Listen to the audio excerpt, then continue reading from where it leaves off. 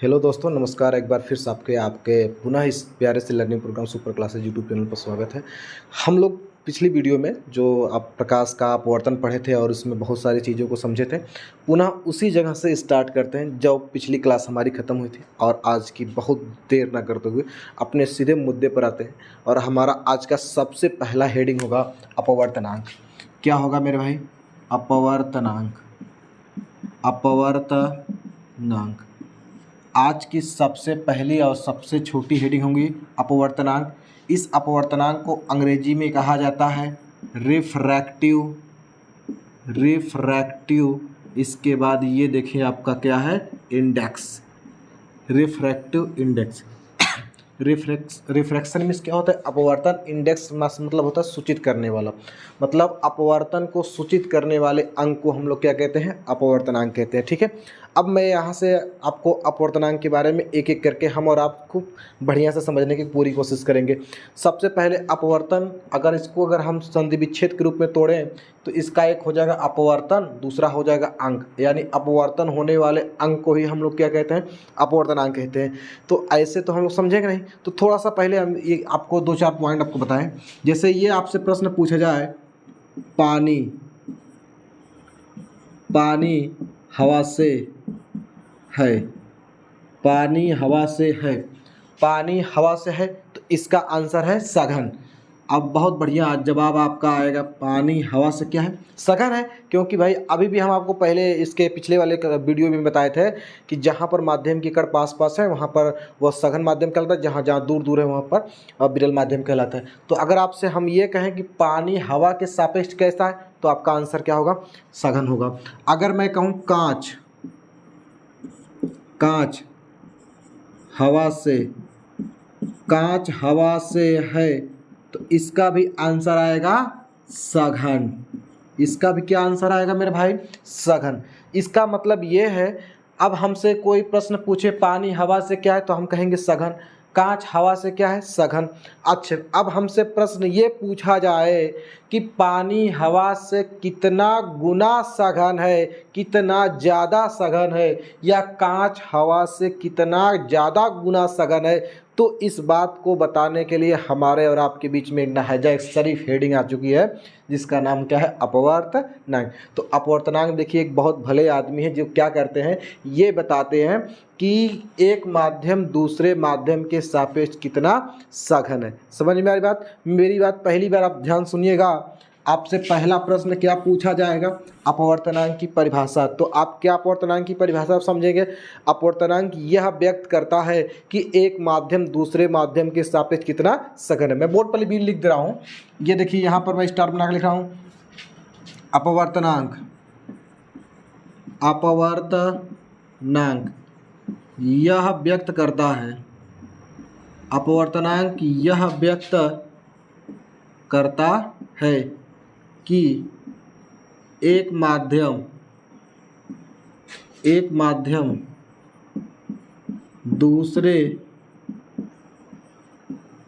एक माध्यम दूसरे माध्यम के सापेक्ष कितना सघन है, सापेक्ष कितना सघन है। ठीक है, अपवर्तनांक क्या व्यक्त करता है मेरे भाई? अपवर्तनांक यही व्यक्त करता है कि एक माध्यम दूसरे माध्यम के सापेक्ष कितना सघन है। अब सघन जो होता है दो तरीके का होता है। एक आप द्रव्यमान वाला सघन, घनत्व का परिभाषा है कि एकांक आयतन में द्रव्यमान की मात्रा को आप घनत्व कहते हैं। तो यहाँ पर घनत्व दो तरीके का, द्रव्यमान वाला घनत्व होता है, एक प्रकाशिक घनत्व होता है।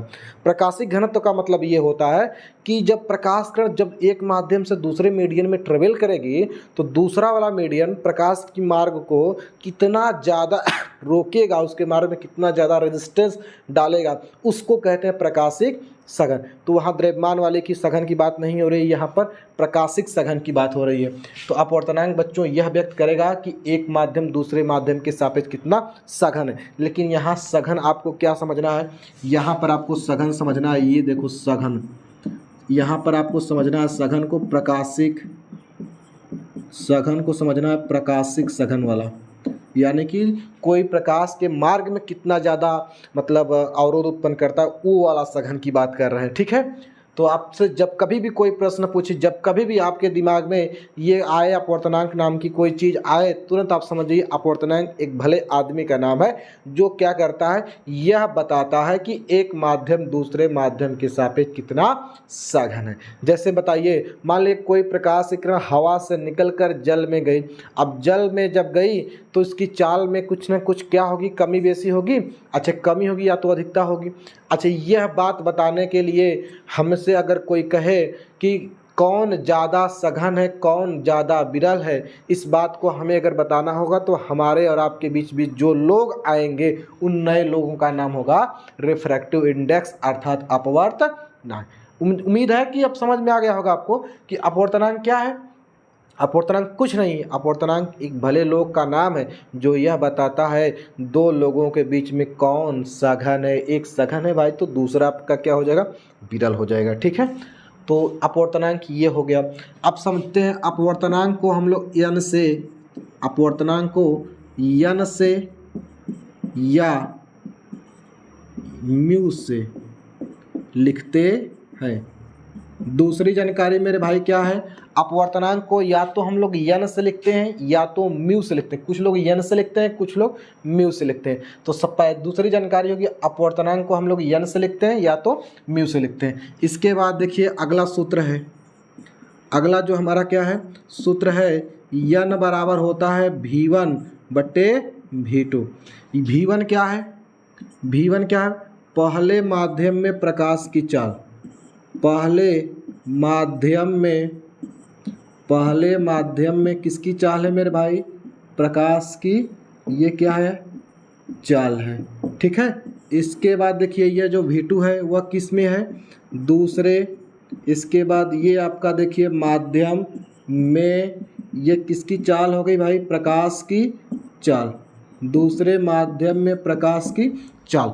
तो पहले माध्यम में प्रकाश की चाल और दूसरे माध्यम में प्रकाश की चाल, दोनों को अगर आप देखें, ये देखो P बटे Q के रूप में है। और P बटे Q के रूप में कोई चीज़ होती तो परिभाषा बनाते समय हम लोग उसका नाम रखते हैं क्या, अनुपात रखते हैं। ठीक है, अब हम यहाँ से एक परिभाषा और निकालेंगे कि पहले माध्यम में प्रकाश की चाल और दूसरे माध्यम में प्रकाश की चाल के अनुपात को, उस माध्यम का हम लोग क्या कहते हैं, अपवर्तनांक कहते हैं। या इसी शब्द को आप दूसरे शब्दों में बोल सकते हैं कि दोनों माध्यमों में प्रकाश की चालों के अनुपात को ही क्या कहते हैं, अपवर्तनांक कहते हैं। तो यहाँ से एक परिभाषा आपको मिलेगी, मैं यहाँ से परिभाषा नंबर, ये सेकेंड परिभाषा है, सेकेंड, यहाँ लिख सकता हूँ, दोनों माध्यमों में प्रकाश की चालों के अनुपात को ही अपवर्तनांक कहा जाता है। दोनों माध्यमों में प्रकाश की चालों के अनुपात को ही अपवर्तनांक इसके बाद कहा जाता है। तो ये आपका हो गया दूसरी परिभाषा। पहली क्या, अपवर्तनांक यह व्यक्त करता है कि एक माध्यम दूसरे माध्यम के सापेक्ष कितना सघन है। दूसरी परिभाषा सूत्र से आ गई, दोनों माध्यमों में प्रकाश की चालों के अनुपात को ही उस माध्यम का क्या कहते हैं हम लोग भाई, अपवर्तनांक कहते हैं। अब सोचे, दिमाग लगाए, अगला पॉइंट मैं आपको समझाऊं। यदि पहला माध्यम हवा या निर्वात हो, यदि पहला माध्यम क्या हो, हवा या निर्वात हो, यदि पहला माध्यम हवा या निर्वात हो तो हवा या निर्वात में प्रकाश की चाल को स्मॉल c से लिखते हैं। तो यहाँ पर n बराबर हो जाएगा V1 बटे V2 की जगह मुझे लिखना होगा तो V1 की जगह हम c लिखेंगे और V2 की जगह हम मान ले रहे हैं V। यानी कि निर्वात में ये क्या है, निर्वात में प्रकाश की चाल या हवा में, निर्वात या यहाँ मैं R लिख देता हूँ, निर्वात या हवा में प्रकाश की ये क्या हमारी है भाई, चाल। और ये देखिए क्या है, उस जिस माध्यम में जाएगी उस माध्यम की चाल है। माध्यम में इसके बाद देखो ये आपकी प्रकाश की चाल हो गई।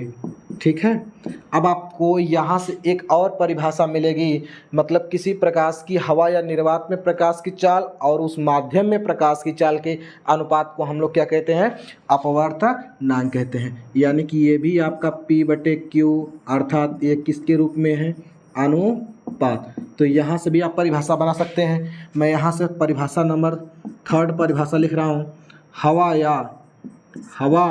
या इसके बाद आप लिख सकते हैं निर्वात में प्रकाश की चाल तथा माध्यम में प्रकाश की, ये देखिए चाल के अनुपात को उस माध्यम का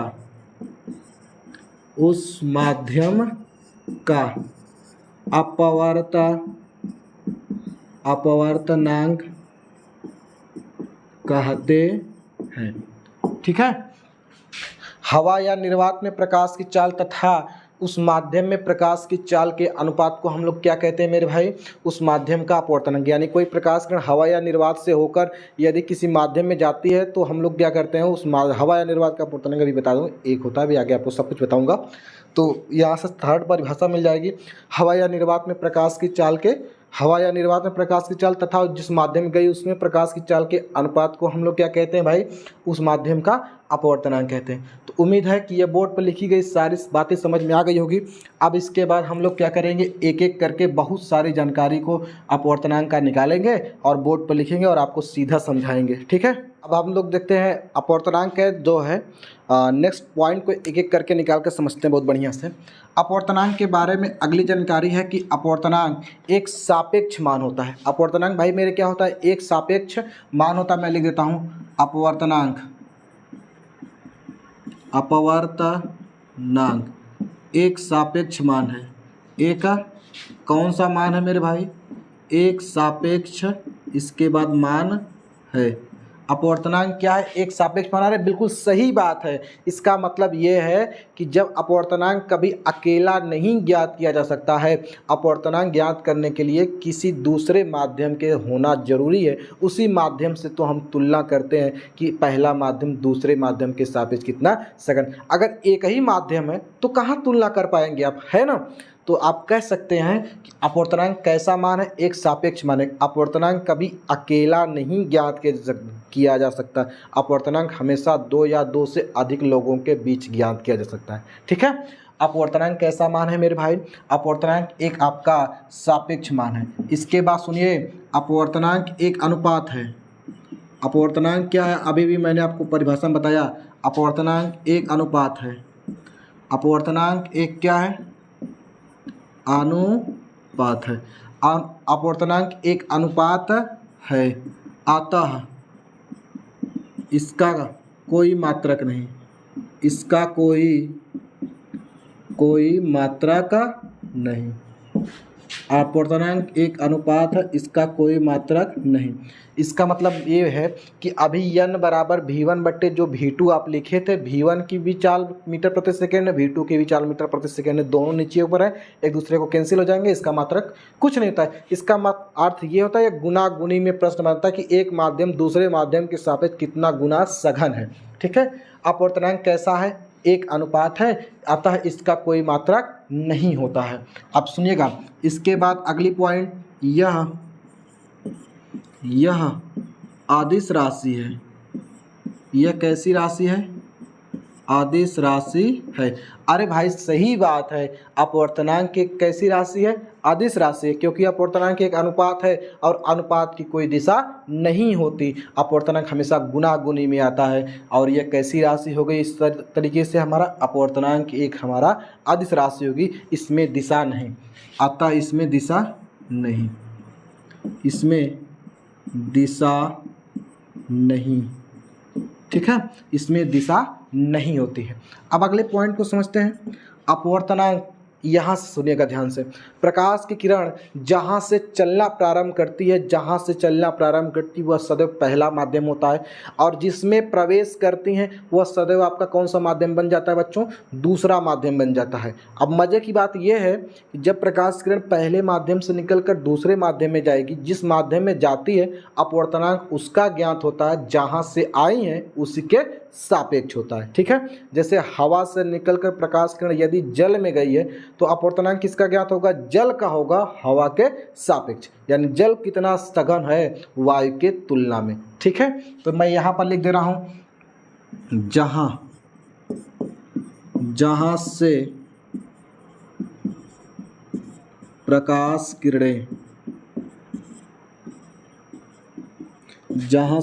किरणें चलना प्रारंभ करती हैं वह सदैव पहला माध्यम होता है। वह सदैव कौन सा माध्यम होता है मेरे भाई, पहला माध्यम होता है। तथा जिसमें प्रवेश करती हैं,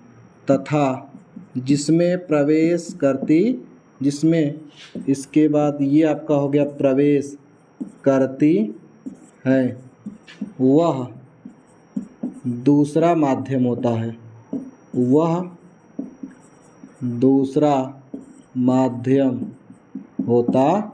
है।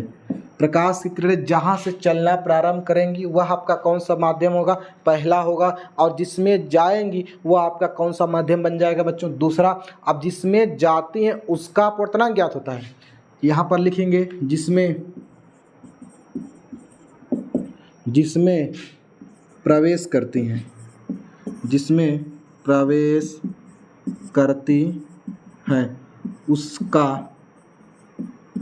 उसका अपवर्तनांक इसके बाद ज्ञात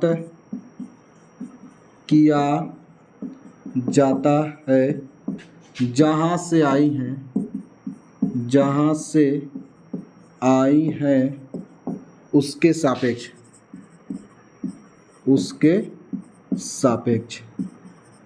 जहाँ से आई हैं उसके सापेक्ष। मतलब प्रकाश किरणें जहाँ से चलना प्रारंभ करेंगी वह पहला माध्यम होगा, जिसमें जाएंगी वह आपका दूसरा माध्यम होगा, और जिसमें प्रवेश करेंगी उसी का अपवर्तनांक ज्ञात होगा, जहाँ से आई उसका सापेक्ष। अब यहाँ से मेरी बात क्लियर हो गई होगी आपको। अब यहाँ से मैं एक एग्जाम्पल समझाता हूँ।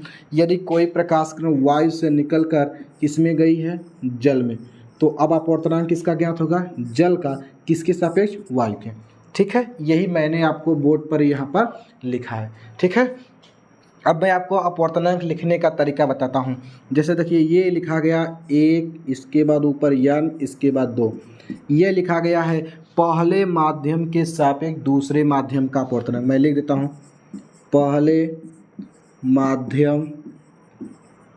माध्यम के सापेक्ष दूसरे माध्यम का अपवर्तनांक। ये क्या लिखा गया भाई, 1 n 2 लिखा गया है। इसी तरह अपवर्तनांक लिखते हैं, इसका मतलब है पहले माध्यम के सापेक्ष दूसरे माध्यम का अपवर्तनांक, या इसको कह सकते हैं दूसरे माध्यम का अपवर्तनांक पहले माध्यम के सापेक्ष। ठीक इसी प्रकार अगर मैं 2 n 3 लिख दिया तो इसका मतलब क्या हो गया, दूसरे माध्यम के सापेक्ष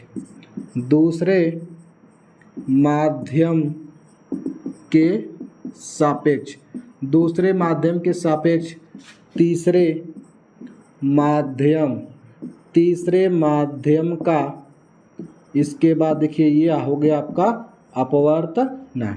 पर जब हमने क्या किया, 2 n 3 लिख दिया तो जो इधर वाला होगा उसका अपवर्तनांक ज्ञात होगा, इधर वाले के सापेक्ष होगा। समझ मेरी बात आ रही है। जो n के दाएं ओर होगा उसका अपवर्तनांक ज्ञात होगा, n के बाएं ओर होगा उसके सापेक्ष। तो ये लिखने का आपका हो गया तरीका। जैसे मैं यहाँ पर लिख दिया ए एन डब्लू, इसका क्या मतलब है, ए से हमने लिख दिया एयर, एयर मीन्स क्या हो गया, वायु। तो ये हो गया वायु के सापेक्ष किसका अपवर्तनांक, डब्लू से जल का जल का अपवर्तनांक। तो ये हो गया हमारा वायु के सापेक्ष हमारा किसका अपवर्तन, जल का अपवर्तन। ये तो खैर हमारा हो गया लिखने पढ़ने का तरीका कि अपवर्तनांक को कैसे लिखा पढ़ा जाता है। तो ये सब आप लोग अपने स्क्रीनशॉट लीजिए और नोटबुक में ऐड करिएगा।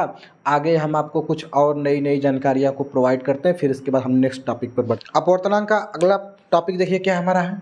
अब देखिए यहाँ से हम लोग एक एक करके सारे पॉइंट को समझते हैं।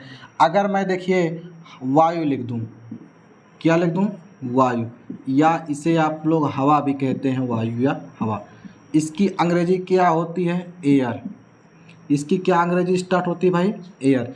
एयर का पहला अक्षर क्या है, ए। अगर कहीं मैं ए लिख दिया तुरंत आप समझ जाएंगे ये क्या लिखा गया है, ए से मतलब वायु लिखा गया है, ठीक है।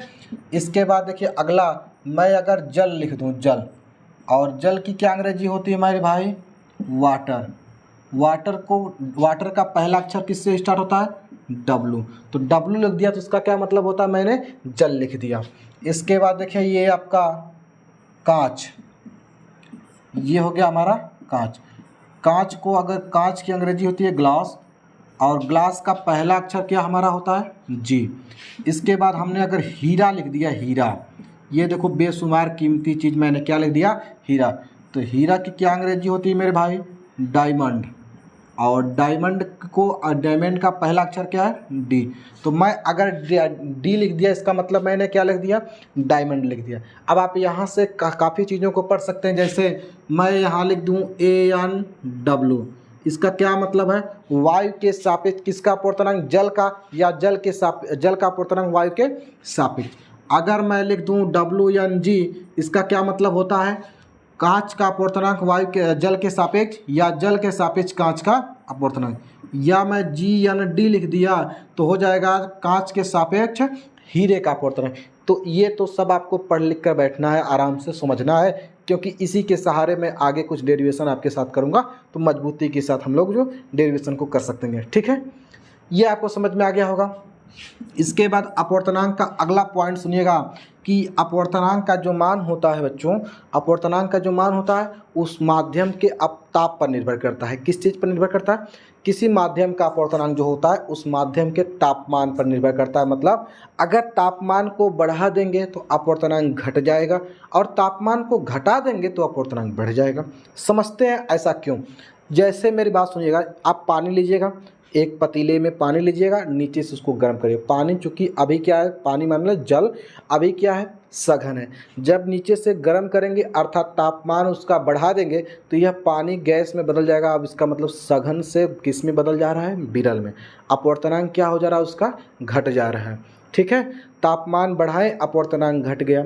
और सुनिए, इसी पानी को फ्रिज के अंदर, फ्रीजर में जब रख देंगे आप, तो वह थोड़ी देर के बाद क्या हो जाएगा, यह जल से बन जाएगा बर्फ, अर्थात उसका अपवर्तनांक घट जाएगा। अरे सॉरी, अपवर्तनांक इसका बढ़ जाएगा। तापमान क्या किया आपने, घटाया है। अर्थात किसी माध्यम का जो अपवर्तनांक होता है, किसी माध्यम का जो अपवर्तनांक होता है उसके तापमान पर निर्भर करता है, और उसके तापमान के क्या होता है, व्युत्क्रमानुपाती। अगर अपवर्तनांक और ताप के बीच में संबंध आपसे पूछा जाए तो कहिएगा हमेशा 36 के आंकड़े वाला संबंध है। अपवर्तनांक को n से लिखा जाए, n, और यह हो जाएगा n व्युत्क्रमानुपाती हो जाएगा आपका t। इसका क्या अर्थ है कि तापमान बढ़ा देंगे तो अपवर्तनांक घट जाएगा, और तापमान को घटा देंगे तो अपवर्तनांक बढ़ जाएगा। अभी भी उदाहरण से आपने क्लियर कर चुका होगा, कर लिए होंगे। अब यहाँ से आप स्टार समझिएगा, किसी माध्यम का ताप बढ़ा, किसी माध्यम का आपने क्या बढ़ा दिया, ताप बढ़ाया, तो अपवर्तनांक क्या होगा मेरे भाई, अपवर्तनांक घटेगा। ताप बढ़ाने से अपवर्तनांक क्या हो जाएगा, घटा।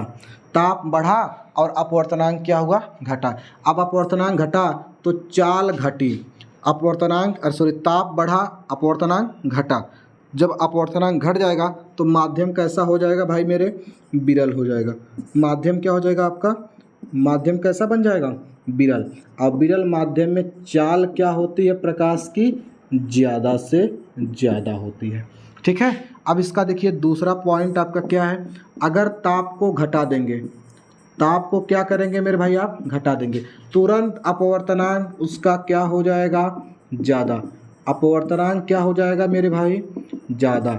इसके बाद माध्यम कैसा हो जाएगा, सीधा आपको समझना है, माध्यम आपका क्या हो जाएगा, सघन। इसके बाद सघन माध्यम में चाल प्रकाश की बहुत हुई कम होती है। समझ में आई बात। किसी माध्यम का ताप बढ़ेगा तो अपवर्तनांक घटेगा, अपवर्तनांक घटेगा तो माध्यम क्या बन जाएगा, विरल, और विरल माध्यम में प्रकाश की चाल बहुत कम होती है। तापमान घटाए अपवर्तनांक बढ़ाए, सघन माध्यम बना, चाल क्या हो गई, कम। ये सारे पॉइंट आपको समझना है। इसी के माध्यम से हम लोग क्या करने वाले हैं, आगे अपवर्तनांकों में संबंध बना के बहुत सारा क्वेश्चन सॉल्व करने वाले हैं। आज पूरा चैप्टर को कंप्लीट कर देंगे, ठीक है। फिर हम लोग नेक्स्ट वीडियो में नेक्स्ट टॉपिक पढ़ने वाले हैं, ठीक। अब हम लोग जो है अपवर्तनांक को ठीक ठाक से पढ़ चुके हैं। अब हम लोगों को बढ़ना है अपवर्तनांकों के बीच में संबंध, रिलेशन बिटवीन रिफ्रैक्टिव इंडेक्सेस। मतलब हम लोग बहुत सारे अपवर्तनांकों के बीच में क्या क्या संबंध होते हैं उसके बारे में समझते हैं। तो अगली हेडिंग हमारी क्या होगी मेरे भाई, अपवर्तनांकों में संबंध।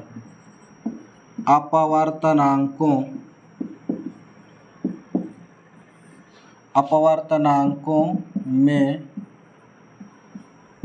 संबंध, अंग्रेजी में इसे कहते हैं रिलेशन बिटवीन रिफ्रैक्टिव इंडेक्सेस। अपवर्तनांकों में संबंध।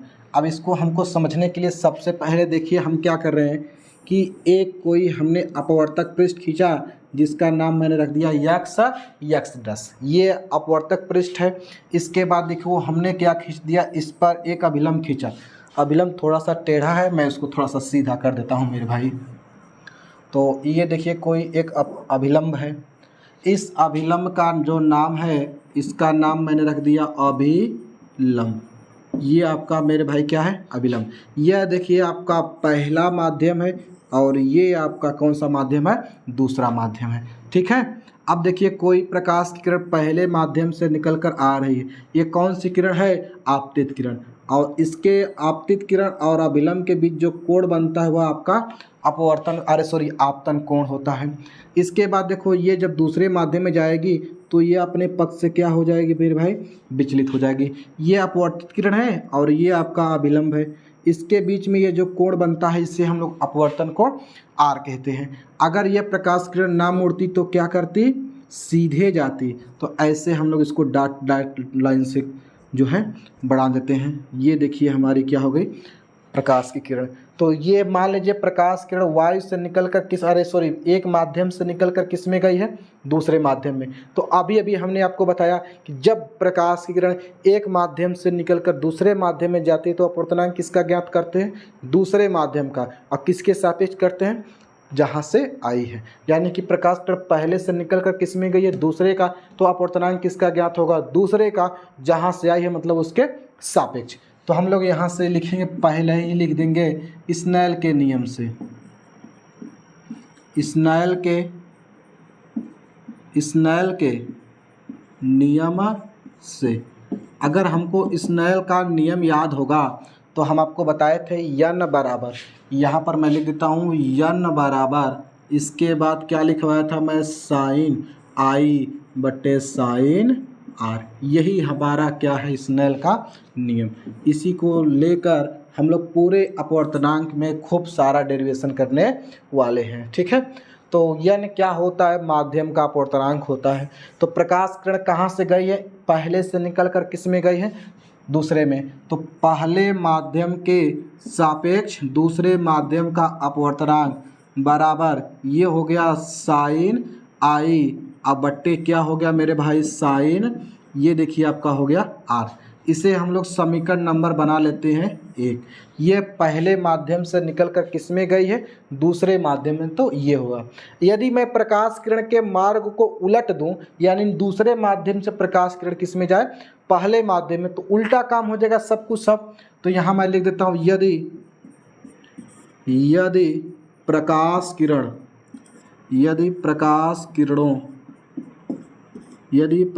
किरणों के मार्ग को,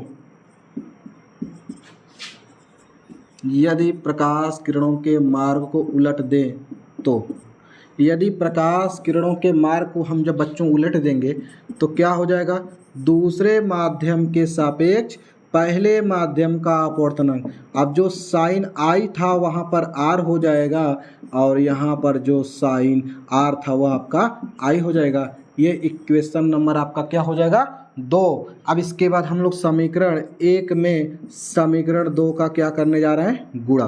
तो समीकरण 1 का गुणा जब करेंगे तो होगा आपका पहला माध्यम के सापेक्ष दूसरे का अपवर्तनांक गुणे दूसरे माध्यम के सापेक्ष पहले का अपवर्तनांक बराबर साइन आई बट्टे साइन आर। अब इसके बाद गुणे ये हो जाएगा आपका साइन, इसके बाद यह आर बट्टे ये आपका क्या हो जाएगा साइन आई। अब देखें साइन आई से साइन आई कट जाएगा, साइन आर से आपका साइन आर कट जाएगा। तो ये आपका हो जाएगा पहले माध्यम के सापेक्ष दूसरे माध्यम का अपवर्तनांक गुणे दूसरे माध्यम के सापेक्ष पहले माध्यम का अपवर्तनांक बराबर 1। बस यही हमको क्या करना था सिद्ध करना था। ठीक है, तो क्या होता है संबंध पहले माध्यम से के सापेक्ष दूसरे का अपवर्तनांक गुणे दूसरे माध्यम के सापेक्ष पहले का अपवर्तनांक बराबर कितना होता है 1 होता है। इसका अर्थ है कि यदि कोई प्रकाश किरण पहले माध्यम से निकलकर दूसरे में जाए और फिर दूसरे से निकलकर पहले में आ जाए तो उन दोनों के अपवर्तनांकों का गुणनफल कितना होता है 1 होता है 1, याद रखिएगा।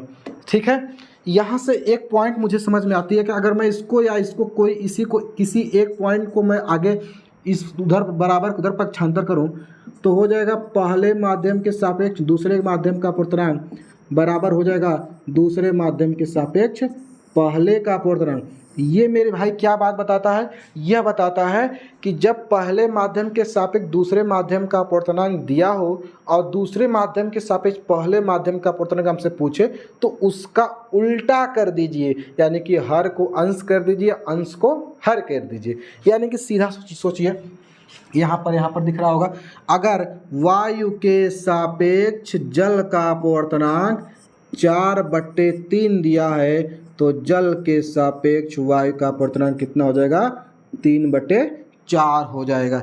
ये बात आपको क्लियर हो रही है कि नहीं? ये आपको समझना है कि यदि एक माध्यम के सापेक्ष किसी माध्यम के सापेक्ष दूसरे माध्यम का अपवर्तनांक दिया हो और उसका उल्टा पूछे तो आप उसके उल्टा कर दीजिए, यानी कि अपवर्तनांक का उसका क्या कर दीजिए उल्टा कर दीजिए। ये सूत्र यही बताता है।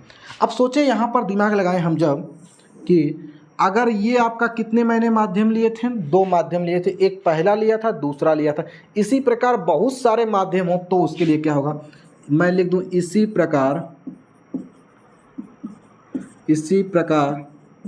कई माध्यम हो तो, यदि इसी प्रकार कई माध्यम हो तो हमारा क्या सूत्र होगा पहले माध्यम के सापेक्ष दूसरे का अपवर्तनांक गुणे दूसरे माध्यम के सापेक्ष तीसरे का अपवर्तनांक गुणे तीसरे के सापेक्ष चौथे का गुणे चौथे के सापेक्ष फिर पहले में आ जाएंगे तो गुणनफल कितना होगा 1।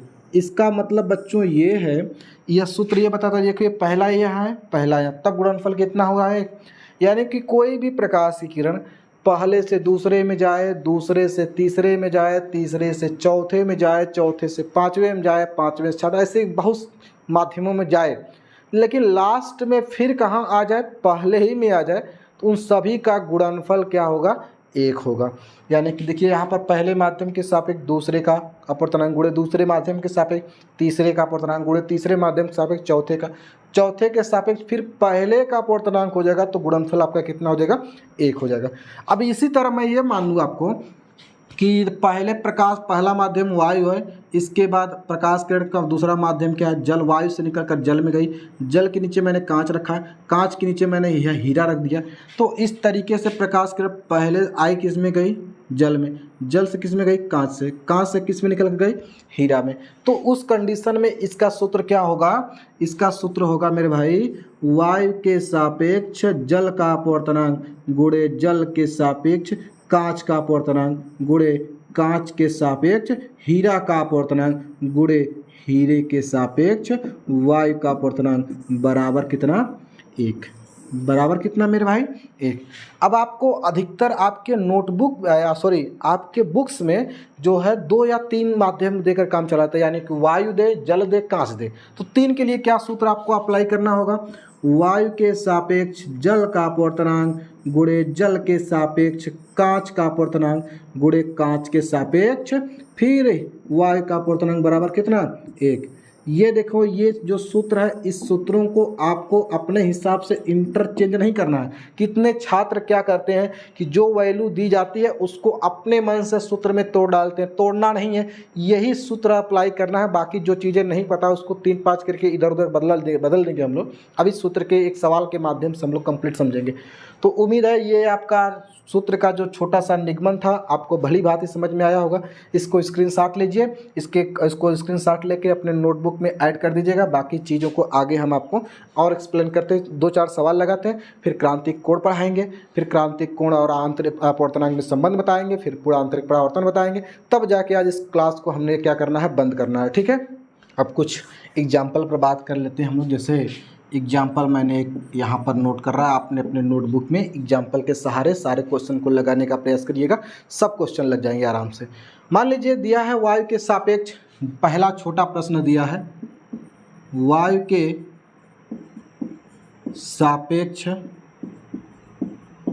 के सापेक्ष जल का अपवर्तनांक, वायु के सापेक्ष जल का अपवर्तनांक दिया है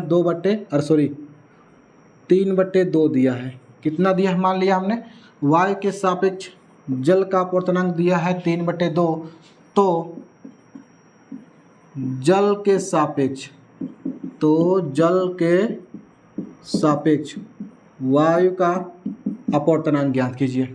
ये आपसे प्रश्न मेरे भाई पूछा है कि वायु के सापेक्ष जल का अपवर्तनांक दिया है 3/2, तो जल के सापेक्ष वायु का अपवर्तनांक क्या होगा, ये आपसे प्रश्न पूछा गया है।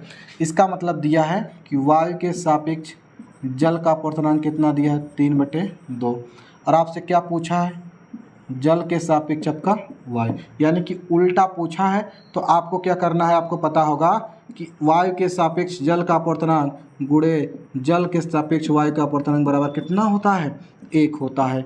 वायु के सापेक्ष जल का अपवर्तनांक 3/2 कितना दिया है 2, और ये दिया है WNA बराबर 1। 2 इधर जाके गुणा करेगा, 3 इधर जाके क्या करेगा, भाग। तो WNA बराबर ये हो गया आपका 2/3। ये आपका क्या हो गया आंसर इसका।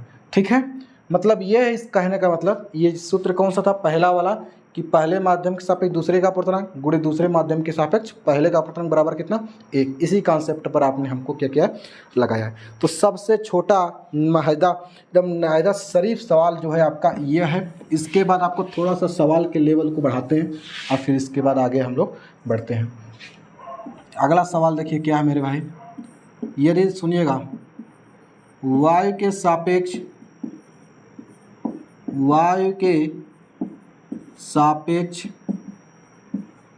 जल का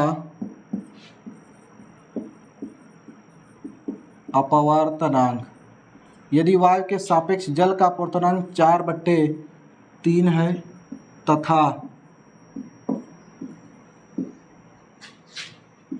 कांच का अपवर्तनांक 3/2 है, तो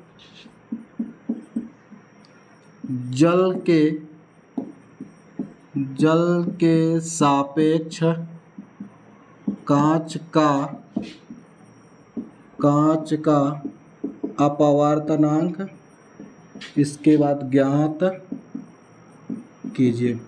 पहला देखिए कठिन प्रश्न आपके स्क्रीन पर है, वायु के सापेक्ष जल का अपवर्तनांक यदि 4/3 तथा कांच का अपवर्तनांक 3/2 है, तो जल के सापेक्ष आपको किसका मान ज्ञात करना है, कांच का। तो पहले हम लोग लिख लेंगे क्या क्या आपको दिया गया है। इसको जब हम लोग सॉल्व करेंगे तो हम लोग पहले लिख देते हैं सॉल्यूशन, और सॉल्यूशन के बाद देखो नीचे हमने लिख दिया गिवन, इसके बाद ये देखो हो गया आपका गिवन दैट। इसके बाद देखिए क्या लिखा, वायु के सापेक्ष जल का, तो वायु के सापेक्ष जल का अपवर्तनांक है 4/3। ठीक है, फिर वायु के सापेक्ष किसका अपवर्तनांक दिया है, कांच, यानी AnG बराबर कितना हो गया 3 आपका हो गया 2 हो गया। अब आपसे क्या पूछा है, जल के सापेक्ष कांच का अपवर्तनांक बराबर ज्ञात करना है। अभी भी हम आपको एक सूत्र पढ़ाए थे, शायद आपको याद होगा कि वायु के सापेक्ष जल का अपवर्तनांक गुणे जल के सापेक्ष कांच का अपवर्तनांक गुणे कांच के सापेक्ष वायु का अपवर्तनांक बराबर 1 होता है। अब जैसे यहाँ पर देखिए AN/W का मान तो 4/3 दिया है, इसका मान आपको ज्ञात ही करना है, लेकिन यह GNA सूत्र में है और हमको पता है ANG का, तो हम लोग इसको GNA करके क्या कर सकते हैं, हर को अंश में, अंश को हर में कन्वर्ट कर देंगे। तो यहाँ से AN/W का मान हमारा कितना हो गया मेरे भाई, 4/3। अब WNG का मान आपको क्या करना है, ज्ञात ही करना है। GNA का मान हो गया 2/3। इसके बाद ये कितना हो गया, 1। अब ये देखिए 4 दूना के 8, 3 त्रिके 9, ये हो गया WNG गुणे 4 दूना के 8/9 बराबर कितना, 1। 9 इधर गुणा करेगा, 8 इधर जाके क्या करेगा, भाग, तो WNG बराबर हो गया 9/8। बस मेरा यही आपका क्या हो गया, आंसर हो गया। समझ में आया? कोई दिक्कत हो तो मुझे कमेंट करके बताइए, मैं इसको सॉल्व करने की पूरी कोशिश करूंगा। और आपके किताब का कोई भी प्रश्न हो तो आप कमेंट करिएगा, हम उसको सॉल्व करने की पूरी कोशिश करेंगे। ठीक है, अब हम लोग नेक्स्ट टॉपिक पर बढ़ते हैं। अगला विषय हमारा है क्रिटिकल एंगल अर्थात क्रांतिक कोण। क्रांतिक कोण समझते हैं, फिर क्रांतिक कोण को अपवर्तनांक में संबंध समझेंगे, फिर इसके बाद हम लोग आगे बढ़ते चले जाएंगे। सबसे पहले देखते हैं क्रांतिक कोण होता क्या है, इसके बाद आपको आगे बढ़ाएंगे।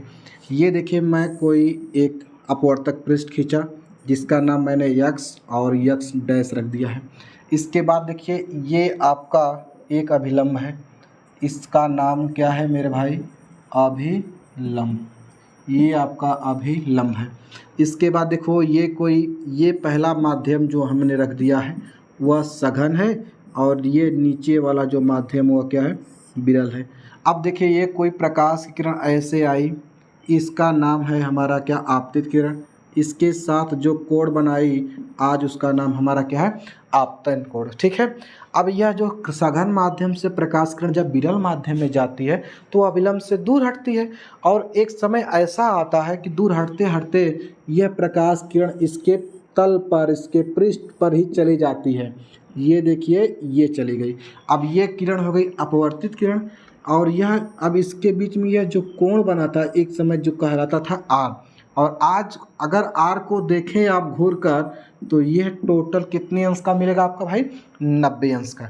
अब जब यह आर का अपवर्तन कोण का मान 90 अंश हो गया तो आपतन कोण का नाम बदल के रख दिया गया सी, क्योंकि सी किसको कहते हैं भाई, सी कहते हैं क्रांतिक कोण, क्रिटिकल एंगल को कहते हैं। ठीक है, तो इसका मतलब ये क्या क्या हुआ है जानकारी समझिएगा।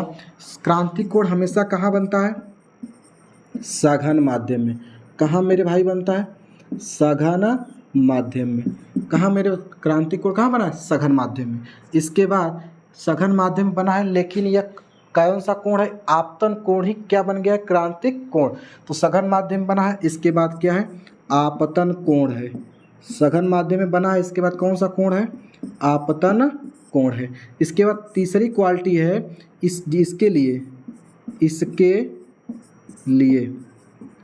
इसके लिए विरल माध्यम में, विरल, इसके बाद माध्यम में बने कौन से कोण, अपवर्तन कोण, बने अपवर्तन कोण का मान, अपवर्तन कोण का मान 90 अंश होता है।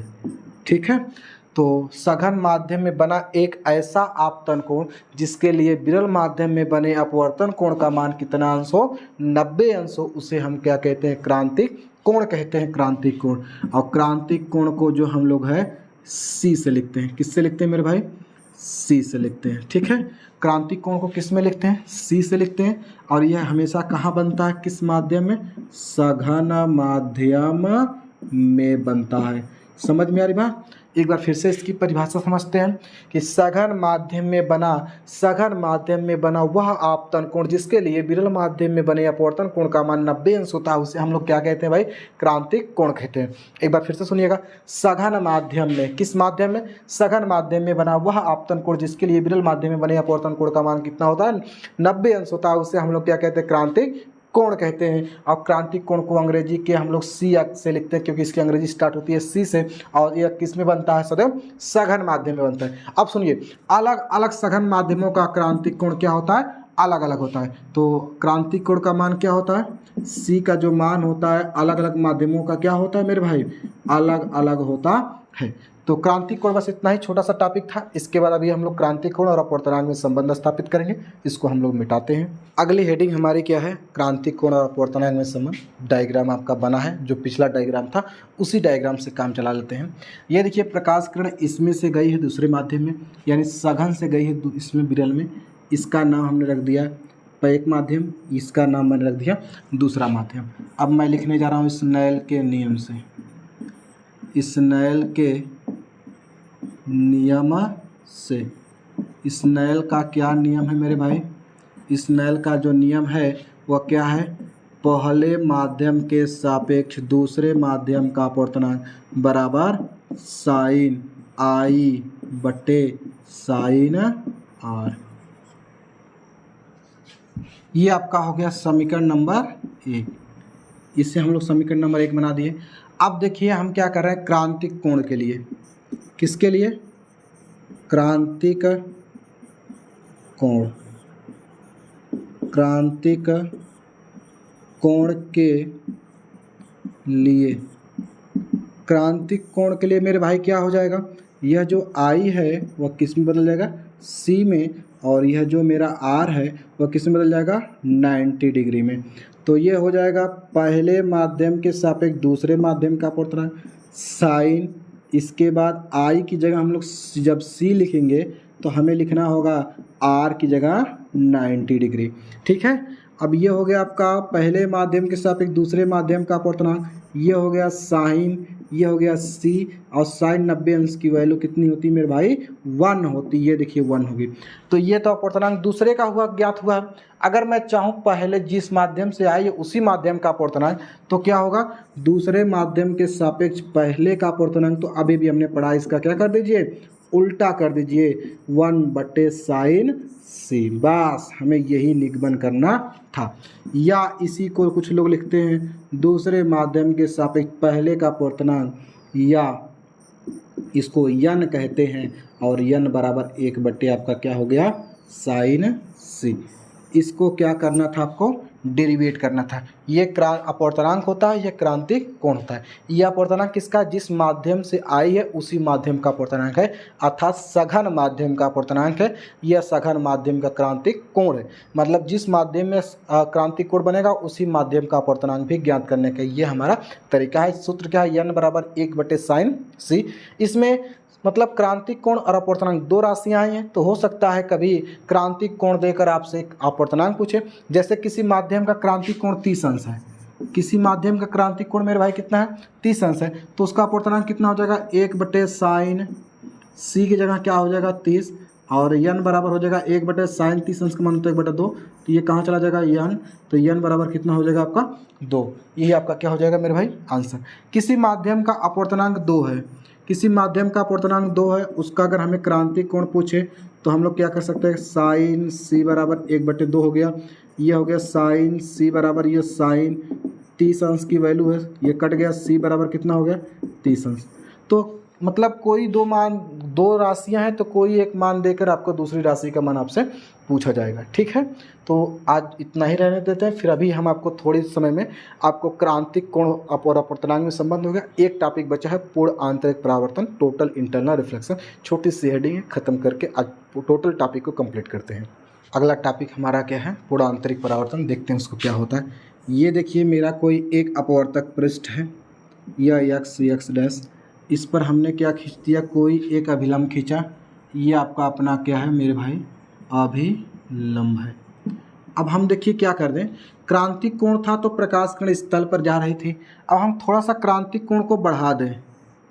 अब ये मैं क्या कर रहा हूँ, क्रांतिक कोण जो है बराबर सी है, इसको थोड़ा सा बढ़ा देता हूँ। अब प्रकाश किरण दूसरे माध्यम में बिल्कुल ही नहीं जाके अब कहाँ चले जाएगी? उसी माध्यम में चले जाएगी जिधर से आई है। इस घटना को, जो यह घटना बनती है, इस घटना को क्या कहते हैं? पूर्ण आंतरिक परावर्तन। इस घटना को हम लोग क्या कहते हैं? पूर्ण आंतरिक परावर्तन, टोटल इंटरनल रिफ्लेक्शन। मतलब जब क्रांतिक कोण का मान थोड़ा सा भी बढ़ा देते हैं तो प्रकाश की किरणें दूसरे माध्यम में बिल्कुल भी प्रवेश नहीं करती हैं, उसी माध्यम में पुनः वापस लौट जाती हैं। इस घटना को प्रकाश का पूर्ण आंतरिक परावर्तन कहते हैं। पूर्ण आंतरिक परावर्तन की घटना पर आधारित जैसे प्रकाशिक तंतु, अंग्रेजी में से ऑप्टिकल फाइबर भी कहते हैं, हीरे का चमकना हो गया, इसके बाद आपका रेगिस्तान की मरीचिका हो गई। मरीचिका मतलब समझ रहे होंगे आप लोग, जैसे रेगिस्तान में क्या होते हैं, बड़े बड़े तरकुल के पेड़ होते हैं, नारियल के पेड़ होते हैं, और नीचे जो रेत होती है तो रेत को जो छू कर हवाएं चलती हैं वो ज़्यादा गर्म होती है, इसका मतलब विरल होती हैं। जैसे जैसे हवाओं का स्तर ऊपर बढ़ता है वह सघन होता जाता है, और जब सघन से प्रकाश किरण आपकी आँख विरल पर आती है तब तक उसका पूर्ण आंतरिक परावर्तन हो चुका होता है। तो एक परावर्तन के कारण आपको उल्टा प्रतिबिंब दिखता है, लगता है आपको कि वहाँ पर एक क्या तालाब भरा है उस पेड़ के नीचे, और पेड़ में उस पेड़ तालाब में पेड़ का उल्टा प्रतिबिंब आपको दिख रहा है। ऐसे बहुत सारे भ्रम है। आप गर्मियों के मौसम में जब आप गाड़ी से या पीच पर चलेंगे तो पीच पर थोड़ी दूर पर देखेंगे पानी है, लेकिन वहाँ पर पानी नहीं होगा। ये सब किसकी घटना है? ये सब मरीचिका ही होती है। ठीक है, तो एक बार फिर से समझाते हैं। जब प्रकाश किरण एक माध्यम से दूसरे माध्यम में जाती है तो जब हम क्रांतिक कोण का मान थोड़ा सा भी बढ़ा देते हैं तो प्रकाश की किरण दूसरे माध्यम में बिल्कुल भी प्रवेश नहीं करती है, उसी माध्यम में पुनः फिर वापस लौट जाती है। इसी घटना को प्रकाश का पूर्ण आंतरिक परावर्तन कहते हैं। ठीक है, इसके घटना में बहुत सारे उदाहरण हैं। आज के इस वीडियो में ही पर कंप्लीट करते हैं। नेक्स्ट वीडियो में हम आपको गोलीय पृष्ठों द्वारा अपवर्तन के सूत्रों का निगमन करेंगे, जो बहुत इंपॉर्टेंट है और एग्जाम में पूछे जाते हैं, अवश्य और पूछे जाते हैं। तो आप हमारे चैनल से जुड़े रहने के लिए चैनल को सब्सक्राइब कर सकते हैं और बेल आइकन घंटा ऑल पर क्लिक करिएगा। जब भी मैं वीडियो डालूंगा तो उसका नोटिफिकेशन आप तक सबसे पहले पहुँच सके, इसलिए। ठीक है, तो वीडियो अच्छी लगी हो तो लाइक शेयर जरूर करिएगा, और यूजफुल लगी हो तो अपने दोस्तों में शेयर जरूर करिएगा। धन्यवाद।